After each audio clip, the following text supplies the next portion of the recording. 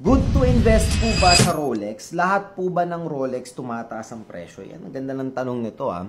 What's up guys? Another watch, another day. Behind the desk review tayo and we'll answer a couple of questions from our fans. Tsaka manonood. Fans ako pare. Okay, someone is asking, good to invest po ba sa Rolex? Lahat po ba ng Rolex tumataas ang presyo? Siyempre guys, hindi lahat ng Rolex tumataas ang presyo, right? So even to surprise some of you guys na actually marami ring Rolex na below SRP pa. Especially yung mga precious metals, okay? Yung mga day-date natin na mga very unique na mga may diamonds and whatnot. Usually mga SRP umabot ng 3.5, 4M, pero ang resale value is nasa 2.5, 2.6. So, let's not start to go muna dun sa investment type. So, lahat po ba ng Rolex tumataas ang value? Hindi. But mostly, I wouldn't say mostly, I would say 40% yes, tumataas ang value. And you don't see the value na tumataas within the first 2 to 3 months lang.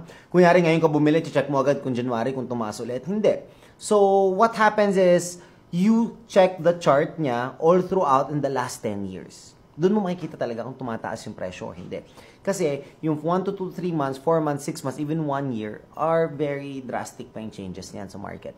So you cannot really say na tataas yung value niya agad. Hindi mo rin masasabi na babagsak siya. So if you really wanna check if tumataas ang value ng Rolex, check nyo within kahit last 10 to 3 years yung span since nabili siya hanggang ngayon kung ano ba talaga nangyari. Tumaas ba siya o hindi? Alright? Now, in terms of investment naman guys, marami nagsasabi na bakit ako mag-i-invest dyan? Pwede ko naman invest sa lupa. So, there are different types of investments kasi. So, you can invest in real estate. Nobody's telling you not to. Actually, maganda yun. I would also suggest that you invest in real estate. Pero, you can also invest naman sa mga watches because most of the people who are investing sa mga watches are people who also do businesses with other people. Okay? So, stereotyping, we know na bakit flexing ba, ganon, etc. Hindi naman. It's just telling people how valuable your time is and telling people where you are and your milestones. Parang ganun lang siya. So, when you have a Rolex in your hand, people starts listening even without you telling them kung ano ba nagawa mo sa buhay. Alright? They start to listen because they know may narating ka na sa buhay. Kaya nga nakapag-milestone ka at naka-afford kang bumili ng Rolex. So, a lot of people, okay sa kanila yon.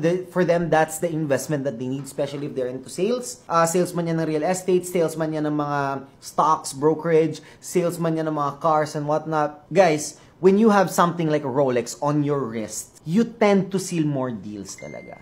Kahit ako, pag may lumapit sa akin, nagbebenta ng real estate or condo or whatnot, tas naka-Rolex siya, I know that this guy know what he's talking about. I know that this guy's time is valuable as well and he's giving me his time. So, I tend to listen more. Subconsciously natin, we tend to listen more. Kaya for other people, kahit binili nila ng 1 million yan, after 1 year, binenta nila ng 800, they don't think of it as natalo sila ng 200 kasi within that 1 year that Rolex generated more income, more than 200k worth of income na sa kanila, millions pa siguro when they use that. At saka boosting of confidence to pare, for those who doesn't know. Kaya yon, ang dami nagsasabi, di ba, bakit ganon? I think that's the reason and I hope I answered your questions clearly.